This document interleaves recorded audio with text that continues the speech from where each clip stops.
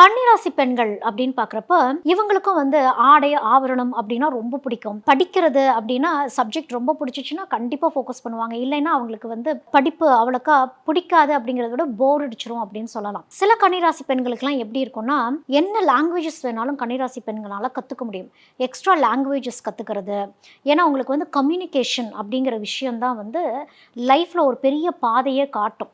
உங்களுக்கு இப்போ stock market படிக்கிறீங்க, நீங்கள் ஒரு ஆடிட்டராக இருக்கீங்க, இந்த கணக்கு வழக்கு போடுறது, இந்த நம்பர் சம்மந்தப்பட்டது, இந்த கவுண்டிங் இதெல்லாம் பண்ணுறது, இந்த மாதிரி துறைகள்லாம் நீங்கள் சூஸ் பண்ணுறீங்க. ஏன்னா கன்னிராசியால் ஒரு விஷயம்னா ஒரு விஷயத்தை கரெக்டாக ஃபோக்கஸ் பண்ணி தெளிவாக முடிவெடுக்கக்கூடிய ஒரு அமைப்பு அப்படிங்கிறது கன்னிராசி பெண்களுக்குன்னு உண்டு. ரொம்ப பர்ஃபெக்ஷனிஸ்ட் கன்னிராசி பெண்கள். என்ன அது ப்ரொஃபஷனாக இருந்தாலும் சரி, இப்போ ஒரு மீடியா துறையில் இருக்காங்க, இல்லை ஒரு காஸ்டியூம் டிசைனராக இருக்காங்க, இல்லை ஒரு டாக்டராக இருக்காங்க, இல்லை ஒரு செஃப்பாக இருக்கிறாங்க, எதுவாக இருந்தாலுமே அவங்க தான் பெஸ்ட்டாக இருப்பாங்க. அந்த அளவுக்கு கிளியராக பண்ணுவாங்க.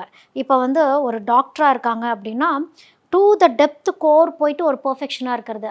அந்த கடமையே கண்ணியம் அப்படின்னு இருக்கக்கூடியது. ஆனால் சுற்றி வேறு விஷயங்கள்லாம் கற்றுக்காம போகிறது. இதுதான் கன்னிராசி பெண்களோட ட்ராபேக்காகவே இருக்கும்.